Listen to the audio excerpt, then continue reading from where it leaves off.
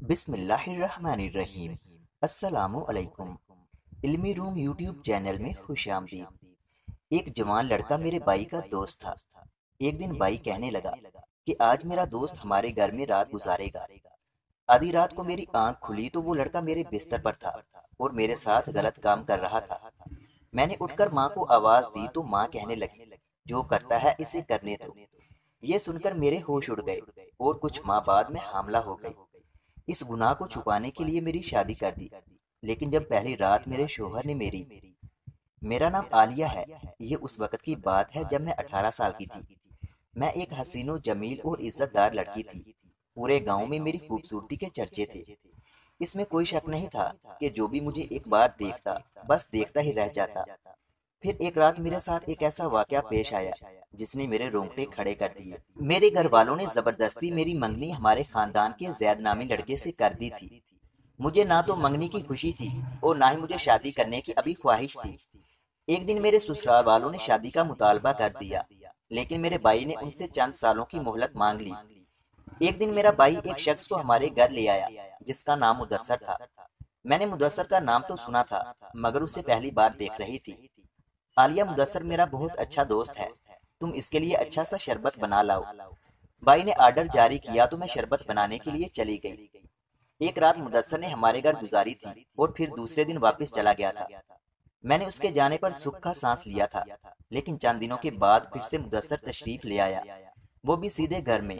मुदस्सर ने हमारे घर को अपनी मलकियत समझ रखा था, लेकिन इसमें उसका कोई कसूर नहीं था। सब घर वालों ने मुदस्सर को सर पर चढ़ा रखा था। जब मुदस्सर का रोजाना हमारे घर आने का सिलसिला शिद्दत इख्तियार कर गया तो हमारे रिश्तेदारों ने भी भाई अम्मी अबू को बहुत समझाया कि गैर मर्द को घर में क्यों लाते हो। इस नसीहत को अम्मी अबू और भाई ने एक कान से सुना और दूसरे कान से निकाल दिया। जबकि मुदस्सर का हमारे घर में आना तेजी पकड़ गया था।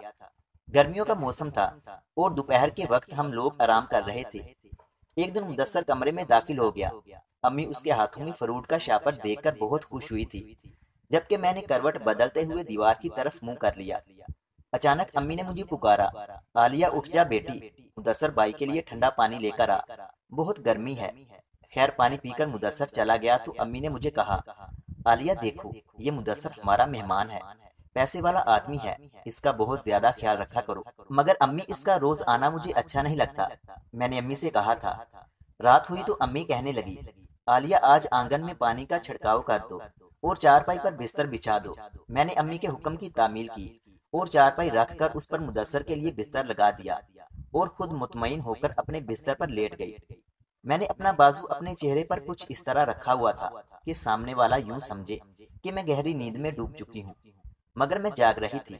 बाजू की ओर में मैंने देखा, अम्मी मुदस्सर के सराहने बैठ गई थी और फिर दोनों कोई खुफिया गुफ्तगू कर रहे थे।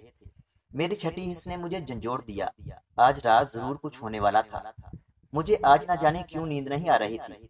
करवट बदलते बदलते रात का दूसरा पहर भी खत्म होने को था। चांद की मदम रोशनी में मैंने देखा मुदस्सर मेरे सराहने खड़ा था। फिर उसने अपना हाथ मेरे जिस्म पर फेरा तो मैं झटके से उठ गई। खामोशी से अंदर चलो, मुदस्सर ने मेरे होंठों पर हाथ रखते हुए कहा। मैं खामोशी से उसके साथ कमरे में चली गई। जब हम कमरे में दाखिल हुए तो मुदस्सर ने दरवाजे को अंदर से कुंडी लगा ली। खौफ से मेरा बुरा हाल था। उसने मुझसे कहा, आलिया, मैंने बारहा कोशिश की पर तुमने कभी मुझे घास नहीं डाली, मगर आज मैं नाकाम नहीं लौटूंगा। ये लो 100 रुपया, मैं तुम्हारे लिए रेशमी कपड़े और काटन के सूट लाऊंगा। मैं तुझे ऐश करवाऊंगा, बस तुम मेरी ख्वाहिश पूरी कर दिया करो। नहीं मुदस्सर, मैंने आज तक तुम्हें अपने मामू का दर्जा दिया है। मैंने खुद को उसके ताकतवर बाजुओं से छुड़वाकर दरवाजे की कुंडी खोल दी और वो भी मेरे पीछे पीछे बाहर आ गया। अम्मी उठो, मैंने अम्मी को झंझोड़ डाला। क्या हुआ बेटी, आधी रात को तुझे क्या तकलीफ हो गई? अम्मी, वो मुदस्सर मेरे साथ जबरदस्ती करना चाहता है। बात मेरे हलक में अटक गई। तो जाओ, जैसे मुदस्सर कहता है वैसा करो, और हाँ, पैसे जरूर ले लेना। उस वक्त मुदस्सर के होंठों पर तंजिया मुस्कुराहट सजी हुई थी। मुझे अम्मी पर बहुत गुस्सा आया। फिर मैंने सोचा अब्बू और बाई को जगा दूं, मगर मुदस्सर की पुख्तगी देखकर मैंने अंदाजा लगा लिया कि सारे घर वाले मुदस्सर के गुलाम बन चुके हैं। इसलिए खामोशी से मैंने अपने आप को मुदस्सर के हवाले कर दिया। सूरज की तेज शुआएं मेरे बिस्तर पर पड़ रही थीं। हर कोई अपने अपने कामों में मसरूफ हो गया, मगर मैं शर्म के मारे बिस्तर में छुपी हुई थी। अम्मी ने मुझसे कहा, उठ जाओ आलिया, देखो सूरज निकल आया है, तूने कामकाज नहीं करने क्या? एक मर्तबा मैंने जलाली निगाहों से अम्मी को घूर कर देखा और कमरे में चली गई। अम्मी ललचाई हुई मेरे पीछे अंदर आ गई और मेरे कानों में सरगोशी करते हुए कहने लगी, बताओ तो सही, रात को क्या हुआ था? मैंने गुस्से में कहा, वही जो तेरी मर्जी थी। उसने मेरे साथ सब कुछ किया, फिर कुछ बटोरा भी है या खाली हाथ चला गया? अम्मी ने भी बेहयाई की सारी हदें तोड़ दी थी। भला कोई अपनी बेटी से ऐसा भी करता है? 100 रुपया दिया था। मैंने पल्लू में बांधे नोट को अपनी मुट्ठी में बंद करते हुए कहा, अच्छा आधे तुम रखो, बाकी मुझे दे दो। खाने को कुछ मंगवा लेती हूँ, घर में राशन खत्म हो गया है। अम्मी ने मेरे दुपट्टे के पल्लू से बंधे नोट की गिरा खोलते हुए कहा, सुनो लड़की, अगली बार 100 रुपए से काम नहीं चलेगा, ज्यादा लेने होंगे। और मैं अगली बार का सोचने लगी। अगली बार फिर ये सब होना था। वक्त तेजी से गुजरा और वो अगली बार भी आ गई। इस दफा मैंने कोई एहतजाज नहीं किया। जब 2 महीने गुजर गए तो मेरी तबीयत में बोझलपन महसूस हो रहा था। मैं चूंकि अनजान थी और मुझे मालूम नहीं था कि अगली बार का रद्द अमल क्या होगा। जब तबीयत ज्यादा बिगड़ गई तो मैंने इस सूरत हाल का जिक्र अम्मी से कर दिया। ये सुनकर अम्मी एक रिश्तेदार खातून को, जिसे दाई कहते थे, उसे घर ले आई। दाई ने मेरे मर्ज की तशखीस करते हुए अम्मी से कहा कि मैं मां बनने वाली हूँ। ये अल्फाज सुनते ही मेरा जिस्म पसीने से शराबूर हो गया, मगर अम्मी को जरा भी शर्म नहीं आई। अगर अम्मी की जगह कोई गैरतमंद औरत होती तो गंदे पानी में डूबकर मर जाती। अम्मी ने मेरी तबीयत का जिक्र मुदस्सर समेत उन सब लोगों से कर दिया जिनको वो अपना मोहसन समझती थी। अब रोजाना हमारे घर में इस हवाले से एक मीटिंग होती थी कि क्या किया जाए। अरे तुम लोग फिक्र क्यों करते हो? मैं तुमको ऐसा मशवरा दूं कि सांप भी मर जाएगा और लाठी भी नहीं टूटेगी। मीटिंग के दौरान चाची नादरा ने अकल इस्तेमाल करते हुए कहा, हाँ हाँ जल्दी बोलो चाची, मैं जानता हूँ तुम हमेशा पक्के मशवरे देती हो। मेरे भाई ने एकदम जोश में आकर कहा, बेटा ऐसा करो, आलिया की जितनी जल्दी हो सके शादी करवा दो। मंगनी तो पहले हो चुकी है, शादी हो जाएगी तो तुम लोगों के सर से बला टल जाएगी। मगर चाची इस तरह तो उन लोगों को पता चल जाएगा, मेरे भाई ने कहा। अरे नहीं चलता, आलिया का मंगेतर बुद्धू है। चाची ने बड़ी आसानी से कहा, अगर उन लोगों ने शोर मचाया तो हम ये इल्जाम आलिया के मंगेतर के सर पर लगा देंगे। चाची के इस मशवरे पर सब घर वाले तो बहुत खुश हुए, लेकिन उस वक्त मुदस्सर की खुशी देखने के लायक थी। मेरे भाई जमील ने मेरे ससुराल वालों को पैगाम भिजवा दिया कि इस महीने आलिया की शादी की तारीख पक्की कर जाओ। पहले तो मेरे ससुराल वाले बहुत फिक्रमंद हुए कि ये क्या माजरा है। जब हमने शादी की बात की थी तो चंद सालों के लिए हमें टालते रहे और अब अचानक दूसरे महीने शादी की तारीख पक्की कर रहे हैं। खैर शादी की तारीख तय हो गई और दूसरे महीने मैं रुखसत होकर जैद के घर चली गई। शादी के अगले रोज मेरी तबीयत फिर खराब होना शुरू हो गई। जब मेरी हालत मेरे देवर ने देखी तो डॉक्टर को ले आया। बीबी आपने रात को क्या खाया था? नहीं डॉक्टर मैंने कुछ नहीं खाया था। और नाश्ता? मैंने घबराते हुए लहजे में कहा, वो भी अभी नहीं किया। मैंने शर्म के मारे आंखों के ऊपर दुपट्टा रख लिया। अब मैं इंतजार कर रही थी कि डॉक्टर किसी भी लम्हे मेरा बांडा फोड़ने वाला था, मगर डॉक्टर साहब ने मेरे दोनों बाजुओं पर इंजेक्शन लगाए और चले गए। मुझे बहुत हैरानगी हुई कि ये कैसा डॉक्टर है जो मर्ज की तशखीस नहीं कर पाया। फिर मुझे चाची का वो मशवरा याद आया जो मेरे शोहर और डॉक्टर पर फिट लग रहा था। दवाइयों के इस्तेमाल से मेरी तबीयत बहाल हो गई और इस बात पर मैं बहुत खुश थी कि मेरी जिल्लत इज्जत में बदल गई। एक रोज मेरी नंद कहने लगी, आलिया कल शाम को गांव में शादी का फंक्शन है, तुम हमारे साथ चलना। और हाँ, खुद को खूब अच्छी तरह बना संवार लेना, क्योंकि तुम लोगों की निगाहों का मरकज बनी रहोगी। नई नवेली दुल्हन हो, इसलिए हमारे यहाँ दुल्हन को बड़ी तवज्जो से देखा जाता है। मैंने अपनी नंद से कहा, मैं जरूर चलूंगी। दूसरे दिन शाम को मैं नंद के साथ चली गई। मैं दुल्हन के रूम में नंद के साथ गई थी। मुझे वहाँ बैठे हुए चंद लम्हे हुए थे कि मेरी हालत अचानक से खराब हो गई। सर चकराने लगा। मैंने खुद को संभालते हुए अपनी नंद का सहारा लिया। मेरी हालत का जायजा लेते हुए मेरे साथ बैठी हुई एक औरत ने मेरी नंद के कान में कुछ कहा, चलो भाभी घर चलते हैं। मेरी नंद ने हुक्म जारी कर दिया तो मैंने उससे कोई सवाल नहीं किया और चुपचाप घर चली आई। गर्मियों का मौसम था और पैदल चलने से मुझे शिद्दत की प्यास लग रही थी, लेकिन मुझ में इतनी हिम्मत नहीं थी कि मैं खुद उठकर पानी पी लेती।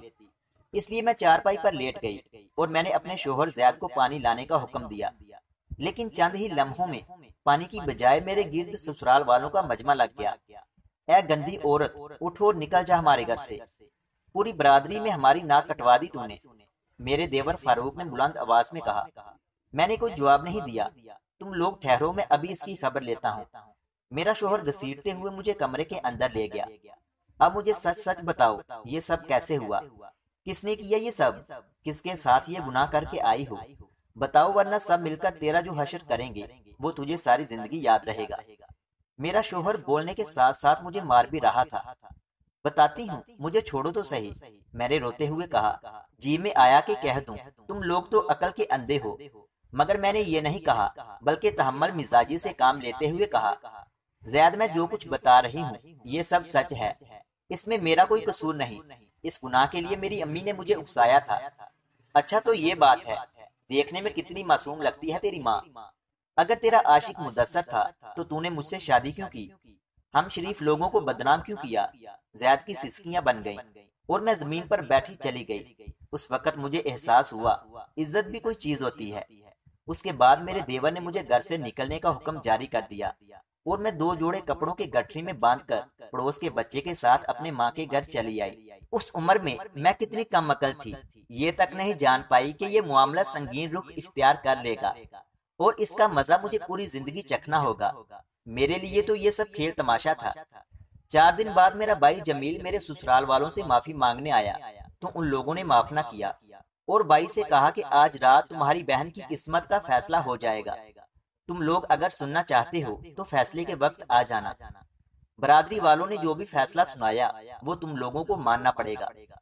रात हुई तो अम्मी और भाई फैसला सुनने चले गए। फैसले में हमारे खानदान के चंद अहम लोग मौजूद थे। मेरे देवर ने कहा, जैद, हमने ये तय किया है, तुम अपनी बीवी को तलाक दे दो, इसी तरह हमारी इज्जत बच सकेगी। नहीं भाई, हम मजदूर लोग हैं, जो भी जमा पूंजी थी वो हमने जमील को देकर आलिया को खरीदा है। अगर मैंने आलिया को तलाक दी तो मैं दोबारा बीवी कहाँ से लाऊंगा? जैद बुझे हुए लहजे में बोला, लानत हो तुझ पर। अरे तू कैसा बेगैरत है? बीवी को छोड़, बच्चे का क्या करेगा? क्या इस गंदगी को पालेगा? फारूक ने जैद का गिरेबान पकड़ते हुए कहा और फिर दोनों भाई आपस में लड़ पड़े। फैसले में मौजूद सेठ साहब ने दोनों भाइयों को एक दूसरे से अलग करते हुए कहा, देखो जैद और फारूक, तुम सब लोग मुझे बड़ा तस्लीम करते हो। दोनों ने हाँ में सर हिला दिया। तो फिर बड़ा होने के नाते मैं तुम्हारा फैसला करता हूँ। जो भी फैसला करूंगा वो तुम दोनों को मानना पड़ेगा। जी सेठ साहब, आप जो भी फैसला करेंगे हम कबूल कर लेंगे। देखो भाई, जानबूझकर लड़की की माँ और भाई जमील ने फारूक और जैद वालों को रुस्वा किया है, इसलिए जमील के घर वालों को सजा देना लाजम ठहरा। इनके लिए सजा ये है कि जमील की छोटी बहन की शादी फारूक के छोटे भाई से कर दी जाएगी और इन्हें 50,000 रुपए नकद जुर्माने की सूरत में 1 महीने के अंदर अदा करने होंगे। जमील, इसका बाप और इसकी माँ जैद के घर वालों से माफी मांगने लगे और 1 हफ्ते के अंदर अंदर आलिया की डिलीवरी करवा कर सिर्फ आलिया को इसके शोहर जैद के हवाले करना होगा। बाकी रहा बच्चे का मामला, सो बच्चा जिंदा हो या मुर्दा, अब बच्चे को इस दुनिया में आना है या नहीं आना, ये मसला आलिया के भाई जमील और माँ का होगा। क्योंकि ये सब किया धरा इन दोनों का है, लिहाजा ये सजा जमील और इसकी माँ के लिए काफी होगी। ये फैसला दोनों फरीकैन ने खुशी खुशी कबूल कर लिया। अब 1 हफ्ते के अंदर मेरी डिलीवरी होनी थी। मेरे भाई ने बहुत सारी लेडी डॉक्टरों से बात की, मगर कोई भी मेरा केस नहीं ले रही थी। मेरी बदनामी की खबर पूरे गांव में जंगल की आग की तरह फैल चुकी थी। हमारे गांव में एक औरत थी जो 24 घंटे डॉक्टर के राब्ते में रहती थी। भाई ने जाकर उस औरत से बात की तो उसने कहा कि हमारा काम हो जाएगा, मगर इसके लिए हमें 10,000 रुपए का बंदोबस्त करना होगा। हमारे पास 10,000 रुपए नहीं है, मेरे भाई ने मुझे घूरते हुए कहा। भाई का गुस्सा मैं जब्त न कर सकी, मेरी आंखों से आंसू रवा थे। मैंने दुपट्टे के पल्लू से आंसू साफ करते हुए कहा, भाई जमील, तुम मुझ पर गुस्सा क्यों करते हो? इसमें मेरा क्या कसूर है? मुझे तो अम्मा ने कहा था, वरना वो मुदस्सर, उसको तो मैं मामू समझती थी। तुम लोग परेशान क्यों होते हो? ये पैसे मैं मुदस्सर से लेकर आऊंगी, अम्मी ने कहा। और दूसरे दिन अम्मी सच में मुदस्सर से 10,000 रुपए लेकर आ गई। दूसरे दिन सुबह को भाई, मैं और अम्मी उस औरत के शहर चले गए जिसने पहले ही डॉक्टर से बात कर रखी थी। शहर जाते वक्त मैं बहुत खुश हो रही थी कि आज मैं आजाद होने जा रही हूँ, इस वजूद से जिसने मेरे जिस्म को, मेरे नफ्स को गंदा कर डाला था, जिसने मेरा शोहर मुझसे छीन लिया था, जिसने मुझे रुसवा कर रखा था। जब हम डॉक्टर के क्लिनिक पर गए तो हमें अलग कमरे में बिठा दिया गया। 1 घंटे के इंतजार के बाद डॉक्टर साहबा ने नर्स को कुछ जरूरी इंजेक्शन और ड्रिप लगाने की हिदायत फरमाई। मैं कई घंटों तक आंखें बंद करके लेटी रही। मुसलसल सीधा लेटने से मेरी कमर आग का गोला बन चुकी थी। मैंने उठकर बैठना चाहा, अभी आधा जिस्म ही ऊपर किया था कि जोरदार एक थप्पड़ मेरे मुंह पर रसीद किया गया। डॉक्टर ने मुझे जोरदार थप्पड़ मारा था। जाहिर सी बात है, मेरी इज्जत वो क्यों करेंगे। फिर थोड़ी देर बाद मुझे होश आया तो मेरे कानों ने सुना, माशाल्लाह बेटा हुआ है। ये उस औरत की आवाज थी जिसको हम साथ लेकर आए थे। बेटे का सुनते ही मैंने अपनी आंखें खोली तो मेरी नजर सीधी जाकर बच्चे पर ठहर गई। डॉक्टर ने मुझे बैठने का इशारा किया तो मैं उठकर बैठ गई। मैं उस वक्त अपना सारा दर्द और गम भूल गई। उसका गुलाबी रंग, काले बाल, वो किसी मासूम शहजादे से कम नहीं था। वो जिंदा था। मैंने उसके नरम जिस्म को छुआ। उसने मेरी तरफ देखा भी था। मैंने उसे गोद में लेना चाहा क्योंकि मैं उसकी माँ थी। उस वक्त मैं ये भूल गई कि ये मुदस्सर के गंदे खून से बना है। ये हराम और नापाक है, ये नाजायज है। उस वक्त मुझे कुछ भी याद नहीं रहा। मैंने उसे अपने हाथों में उठाया ही था कि अचानक किसी मर्द के हाथों ने मेरे हाथों से उसे छीन लिया। मैंने पलकें उठाकर देखा तो वो मेरा भाई जमील था। भाई, इसे कहाँ लेकर जा रहे हो? मैंने उसे रोकने वाले अंदाज में कहा। भाई ने मुड़कर मेरी तरफ देखा और सिर्फ इतना कहा, चुप हो जाओ। एक लफ्ज ने मुझे मेरी औकात याद दिला दी। मुझे याद आ गया कि मुझे इज्जत की जिंदगी गुजारने के लिए अपनी औलाद को खुद से जुदा करना जरूरी है। आधे घंटे के बाद भाई खाली हाथ लौट आया। मैंने अपने जिंदा वजूद को खाली खाली महसूस किया। चलो आलिया, तुम्हें तुम्हारे शोहर जैद के पास छोड़ आऊं। भाई ने मुझे सहारा देते हुए कहा। जैद का नाम सुनते ही मेरी जान में जान आ गई। जब मैं ससुराल पहुंची तो सब ने जी भरकर गालियों से अपनी भड़ास निकाली, मगर मैं हैरत से उस वक्त बाहर निकली जब जैद ने मुस्कुराते हुए मुझसे कहा, कैसी हो आलिया, क्या खाओगी? आज मैं जैद के 4 बच्चों की माँ हूँ। मेरा शोहर मुझे कभी ताने नहीं देता। वो मेरी बहुत इज्जत करता है, मगर हाँ, वो गुलाबी चेहरा और मासूम आंखें मैं कभी नहीं भूली, जो एक लम्हे को मेरी तरफ उठी थी और फिर कचरे के किसी ढेर में गुम हो गई थी। मजीद इस तरह के अच्छे अच्छे वाकयात सुनने के लिए हमारे YouTube चैनल इल्मी रूम को सब्सक्राइब लाजमी करें। मिलते हैं अगली वीडियो में, तब तक के लिए अल्लाह हाफिज।